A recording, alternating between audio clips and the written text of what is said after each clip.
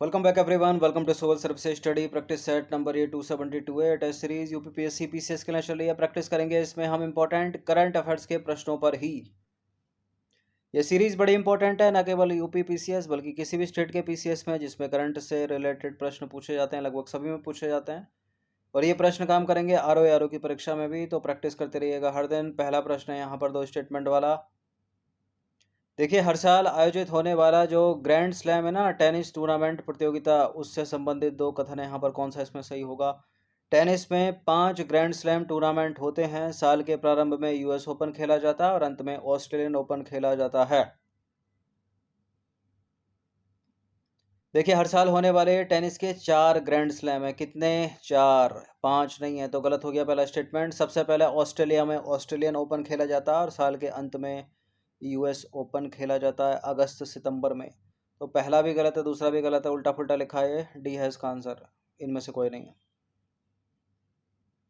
तो टेनिस में होते हैं 4 ग्रैंड स्लैम टूर्नामेंट। कितने? 4। ऑस्ट्रेलियन ओपन, उसके बाद फ्रेंच ओपन, उसके बाद विंबलडन और सबसे अंत में होता है यूएस ओपन। ये टूर्नामेंट साल के सबसे बड़े टेनिस इवेंट होते हैं। इनमें से हर साल एक क्रम में खेले जाते हैं। ठीक है। ऑस्ट्रेलियन ओपन साल का पहला ग्रैंड स्लैम होता है जो जनवरी में खेला जाता है ऑस्ट्रेलिया में, मेलबर्न में। जो फ्रेंच ओपन है वो मई जून में खेला जाता है। इसे रोलैंड गैरास के नाम से भी जाना जाता है, और रोलैंड गैरोस के भी नाम से जाना जाता है। इसके बाद तीसरे स्थान पर होता है विंबलडन, जून जुलाई में होता है। और यूएस ओपन होता है अगस्त सितंबर में, यानी सबसे अंत में होगा यूएस ओपन, सबसे पहले होगा ऑस्ट्रेलियन ओपन। अब कौन कौन मेंस सिंगल का विजेता, कौन कौन वुमेन सिंगल का विजेता, डबल्स भी पूछ लेगा। अगर डबल्स में कोई भारतीय जीता हो तो उस पर भी प्रश्न तो बनाए हैं ना पिछले कई दिनों से। क्वेश्चन नंबर 2 पर आ जाइए। 1 अक्टूबर 2024 को मैक्सिको की पहली महिला राष्ट्रपति के रूप में किसने शपथ ली है? मैक्सिको की पहली महिला राष्ट्रपति के रूप में इन्होंने शपथ ली है। 6 साल का इनका कार्यकाल होगा और इनका नाम है Claudia Sheinbaum. Claudia Sheinbaum, option number B. देखिए, अमेरिकी महाद्वीप के देश मैक्सिको में क्लाउडिया शिनबाम ने देश की पहली महिला राष्ट्रपति के रूप में शपथ ली। इनका कार्यकाल 6 वर्ष का रहेगा। वे मैक्सिको की 66वीं राष्ट्रपति और पहली महिला प्रेसिडेंट हैं। तो कोई महिला किसी देश की प्रधानमंत्री या राष्ट्रपति अगर बनी है पहली बार, तो एग्जाम में पूछ लेता है भारत के। क्वेश्चन नंबर 3 पर आ जाए। 3 अक्टूबर 2024 को प्रधानमंत्री मोदी की अध्यक्षता में केंद्रीय मंत्रिमंडल ने किस मिशन को मंजूरी दी जिसका लक्ष्य अगले 7 वर्षों में भारत को तिलहन उत्पादन में आत्मनिर्भर बनाना है? सतत कृषि मिशन, राष्ट्रीय कृषि विकास कार्यक्रम, राष्ट्रीय खाद्य तेल मिशन तिलहन, या ए में है तिलहन और दलहन पर राष्ट्रीय मिशन।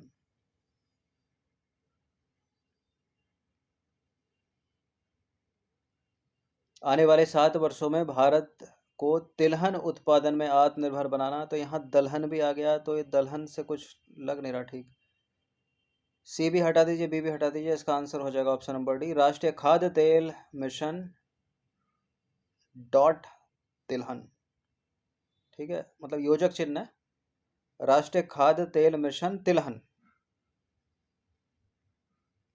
तो प्रधानमंत्री नरेंद्र मोदी की अध्यक्षता में केंद्रीय मंत्रिमंडल ने राष्ट्रीय खाद्य तेल मिशन तिलहन को मंजूरी दी है, जो घरेलू तिलहन उत्पादन को बढ़ावा देने और खाद्य तेलों में आत्मनिर्भरता यानी भारत को आत्मनिर्भर बनाने के लक्ष्य को हासिल करने के उद्देश्य से एक ऐतिहासिक पहल है। ठीक है, राष्ट्रीय खाद्य तेल मिशन तिलहन। ये मोस्ट इंपोर्टेंट प्रश्न है, मोस्ट इंपोर्टेंट। 3 अक्टूबर 2024 को केंद्रीय मंत्रिमंडल ने किन भाषाओं को शास्त्रीय भाषा का दर्जा देने को मंजूरी दी है? यानी क्लासिकल लैंग्वेज, जो अभी तक तो 5 ही थी। ठीक है, मतलब 6 ही थी अभी तक, और इनको मिलाकर 11 हो जाएंगी। और ये मोस्ट इंपोर्टेंट प्रश्न है। अगर एग्जामिनर एक अच्छा क्वेश्चन पेपर सेट करना चाहते हैं तो इस प्रश्न को जरूर रखेंगे, अगर पेपर अगला मतलब पोस्टपोन्ड हो गया तो। और यूपीएससी जरूर पूछेगी इस सवाल को। यूपीएससी सिविल सेवा का फेवरेट होती है क्लासिकल लैंग्वेज। 2025 में जो प्रारंभिक परीक्षा होगी यूपीएससी की, उसमें जरूर पूछा जाएगा प्रश्न। तो तमिल, तेलुगु, कन्नड़ और मलयालम को तो ऑलरेडी क्लासिकल लैंग्वेज या भारत की शास्त्रीय भाषाओं का दर्जा पहले ही दिया जा चुका है, तो एलिमिनेट करते चलो। संस्कृत को पहले ही दिया जा चुका है, तमिल, तेलुगु, कन्नड़ को पहले ही दिया जा चुका है, ठीक है। हिंदी को नहीं दिया गया है। नया जो दिया गया है दर्जा वो दिया गया है मराठी को, पाली को, प्राकृत को, असमिया को और बंगाली को, ठीक है। ऑप्शन नंबर बी हो जाएगा इसका आंसर। तो 6 ये हो गई और 5 पहले ही, कितनी हो गई, 3 तो 5 ये हो गई और 6 पहले ही, 5 ये हो गई और 6 पहले है, ठीक है। तो 11 हो गई। सबसे लास्ट में जो नया दर्जा था 2014 में दिया गया था उड़िया को, वो पूछा था प्रश्न यूपीएससी ने। तो देखिए 3 अक्टूबर 2024 को केंद्रीय मंत्रिमंडल ने मराठी को, पाली को, प्राकृत को, असमिया को और बंगाली को शास्त्रीय भाषा का दर्जा देने को मंजूरी दी है। इसके साथ ही भारत में शास्त्रीय भाषाओं की संख्या बढ़कर कितनी हो गई है, 11 हो गई है। नंबर भी याद रखिएगा। इससे पहले तमिल को, संस्कृत को, तेलुगु को, कन्नड़ को, मलयालम को और उड़िया को शास्त्रीय भाषा का दर्जा ऑलरेडी मिल चुका है।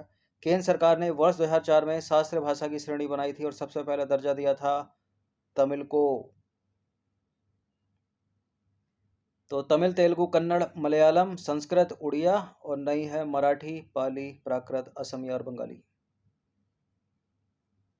इन सभी टेस्ट का full test PDF series purchase कर सकते हैं, नंबर इस पर कॉल या व्हाट्सएप करके। क्वेश्चन नंबर 5 पर आ जाइए। 5 अक्टूबर 2024 को प्रधानमंत्री नरेंद्र मोदी ने बंजारा विरासत संग्रहालय का उद्घाटन कहाँ किया? महाराष्ट्र के मुंबई में, महाराष्ट्र के पुणे में, महाराष्ट्र के नागपुर में, महाराष्ट्र के वाशिम में। पोहर देवी वाशिम में, पोहर देवी वाशिम महाराष्ट्र में बंजारा विरासत संग्रहालय का उद्घाटन किया है भारत के प्रधानमंत्री ने। तो प्रधानमंत्री नरेंद्र मोदी ने अक्टूबर 2024 में महाराष्ट्र के वाशिम में बंजारा विरासत संग्रहालय का उद्घाटन किया। महाराष्ट्र की अपनी यात्रा के दौरान पीएम मोदी ने वाशिम और ठाणे का दौरा किया, ठीक है। इलेक्शन भी है ना महाराष्ट्र में।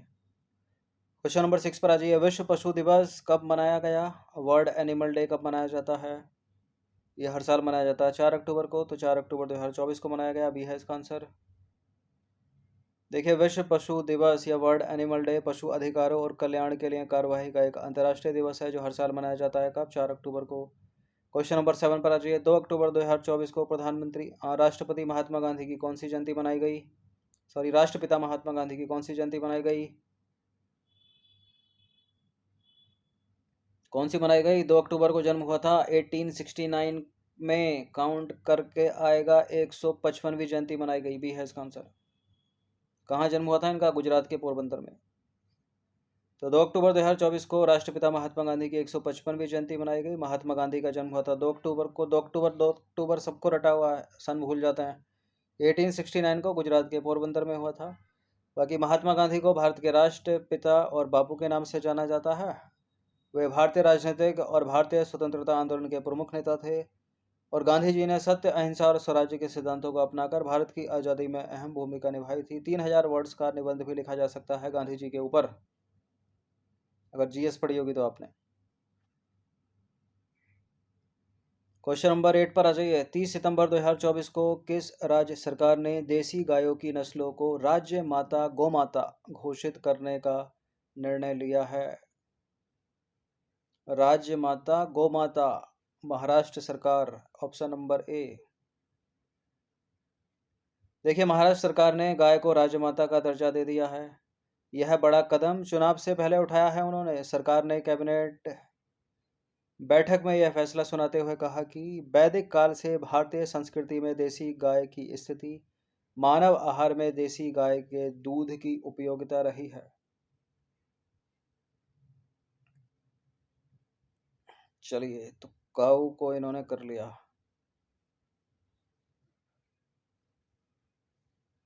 क्वेश्चन नंबर 9 पर आ जाइए। अर्थशास्त्र के नोबेल पुरस्कार 2024 से किसे सम्मानित किया गया है? इंपॉर्टेंट प्रश्न।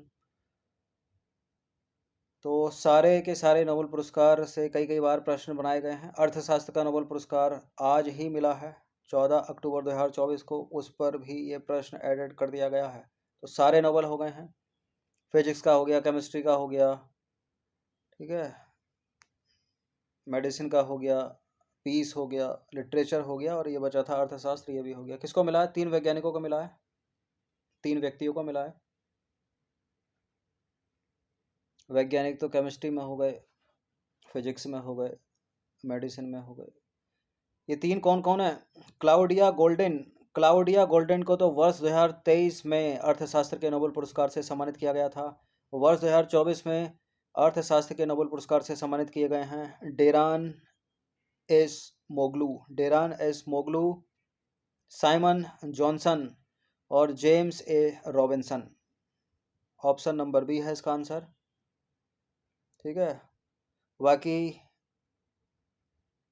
When S Bernanke, Douglas W Diamond और फिलिप एच डायविग को वर्ष 2022 के अर्थशास्त्र के नोबेल से सम्मानित किया गया था। डेविड कार्ड को और जेसुआ डी एंग्रिस्ट को और गुइडो डब्ल्यू इम्बेंस को वर्ष 2021 के अर्थशास्त्र के नोबेल से सम्मानित किया गया था। अब तो पूछा जाएगा नहीं ये, या तो प्रश्न बी बनेगा या फिर ए बनेगा। 23 का अगर पूछ ले तो क्लाउडिया गोल्डन का भी नाम याद रखिएगा, और इन तीनों का भी। तो royal Swedish Academy of sciences ने अर्थशास्त्र के क्षेत्र में योगदान करने के लिए 2024 के नोबेल पुरस्कार का ऐलान कर दिया है। Daron Acemoglu, Simon Johnson, James A Robinson को वर्ष 2024 का अर्थशास्त्र का नोबेल पुरस्कार दिया गया है। और यह पुरस्कार इस बात के अध्ययन के लिए दिया गया है कि संस्थाएं कैसे बनती हैं और समृद्धि को कैसे प्रभावित करती हैं। एक ही की काफ़ी है। क्वेश्चन नंबर 10 पर आ जाइए। इंपॉर्टेंट 15 प्रश्न एटेड है इसमें। भौतिकी के नोबेल पुरस्कार 2024 से किसे सम्मानित नहीं किया गया है, पूछा है ये। तो भौतिकी का नोबेल पुरस्कार या नोबेल पुरस्कार इन फिजिक्स 2 वैज्ञानिकों को मिला है 2024 में। क्या क्या नाम है इनका? इनका नाम है जेफरी हिल्टन और जॉन हॉफफील्ड। तो मिला है किसको? जेफरी हिल्टन को और जॉन हॉफफील्ड। नहीं मिला है तो एनी एल हुइलियर को और फेरेंक क्राज को, क्योंकि इनको 2023 का मिला था।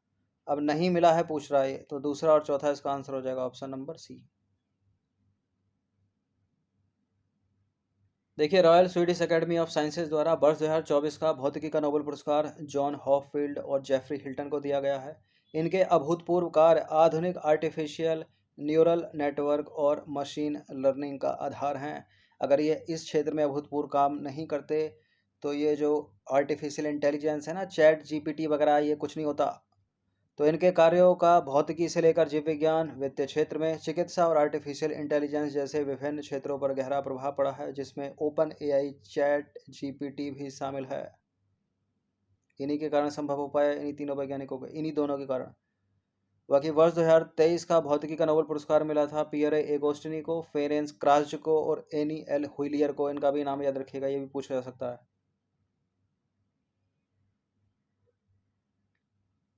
क्वेश्चन नंबर 11 पर आ जाइए। अंतर्राष्ट्रीय बुकर पुरस्कार 2023 दिया गया है। 23 का पूछ रहा है, याद रखना। 23 का पूछा है तो जेनी एर्पेनबेक मत लगा देना, 24 की है वो। तो अंतर्राष्ट्रीय बुकर पुरस्कार 2023 से सम्मानित हैं जॉर्जी गोस्पोडिनोव। ये हैं लेखक और ये हैं अनुवादक, और उपन्यास का नाम है time shelter. Option number A है इसका आंसर। गीतांजलि श्री को हटा दीजिए, अरविंद अडिगा को हटा दीजिए, मार्गरेट एटवुड को हटा दीजिए। तो बल्गेरियाई लेखक जॉर्जी गोस्पोडिनोव को और अनुवादक एंजेला रोडेल को उपन्यास टाइम शेल्टर के लिए अंतर्राष्ट्रीय बुकर पुरस्कार 2023 का विजेता नामित किया गया था।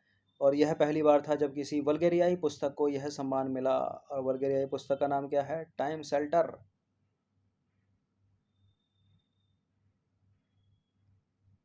क्वेश्चन नंबर 12 पर आ जाइए। राष्ट्रीय बाघ संरक्षण प्राधिकरण के मुताबिक वर्ष 2023 में भारत में बाघों की संख्या कितनी थी? 2892, 3682, 3262, 2682। इसका आंसर ऑप्शन नंबर सी, 3682। बाघ यानी टाइगर। तो राष्ट्रीय बाघ संरक्षण प्राधिकरण के मुताबिक वर्ष 2023 में भारत में बाघों की संख्या 3682 थी। यह दुनिया की जंगली बाघों की आबादी का कितने प्रतिशत है? 75% है। रामसर स्थलों के संबंध में निम्नलिखित कथनों में से कौन सा कथन सही है? अगस्त 2024 तक भारत में रामसर स्थलों की संख्या 87 है। मध्य प्रदेश में सबसे ज़्यादा 18 रामसर स्थल हैं।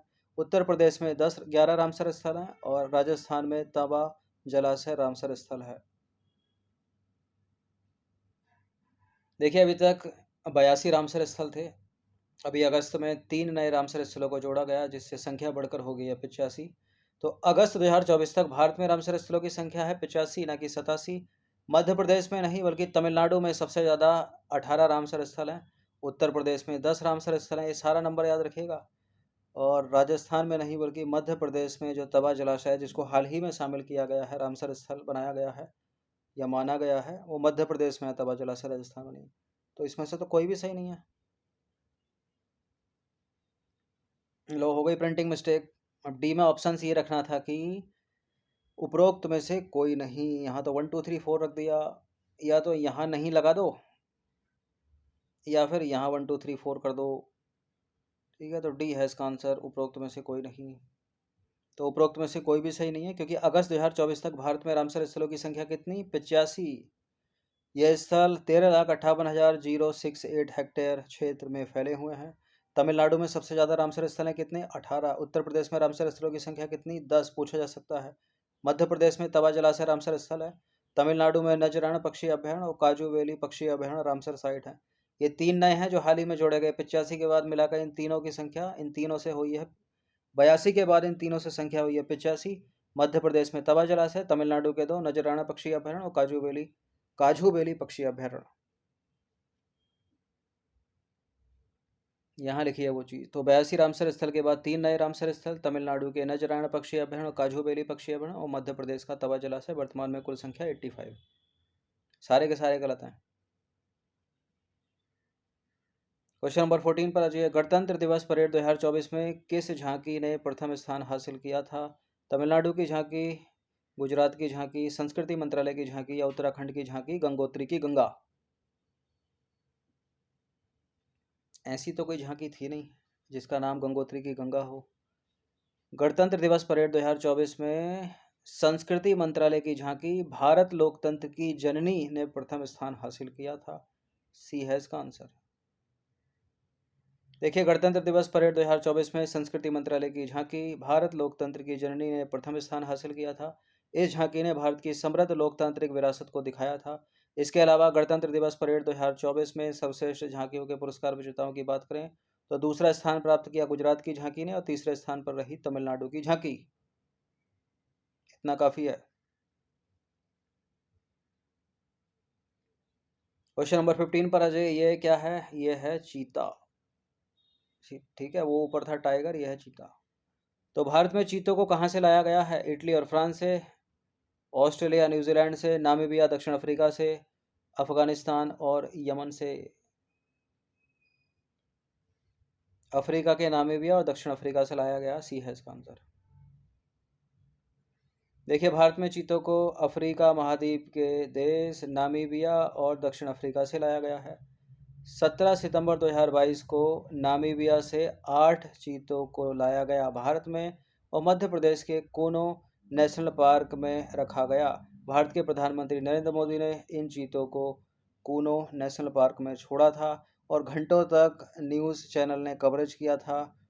ठीक है, इसके बाद 18 फरवरी 2023 को दक्षिण अफ्रीका से 12 चीतों को और लाया गया। उनको भी मध्य प्रदेश के कूनो नेशनल पार्क में रखा गया और मध्य प्रदेश के मुख्यमंत्री शिवराज सिंह चौहान ने इन चीतों को कूनो नेशनल पार्क में रिलीज़ किया था। तो क्वेश्चन नंबर 15 प्रश्न थे ये इंपॉर्टेंट। 15 हो गए मॉर्निंग में, 15 हो गए ये 30 इंपॉर्टेंट प्रश्न है। ठीक है, और ये सीरीज़ बड़ी इंपॉर्टेंट है। पूरे के पूरे मिल जाएंगे जितने भी करंट अफेयर्स से। एक आधा बचा तो बचा, इसलिए इनकी प्रैक्टिस करते रहिएगा। धन्यवाद।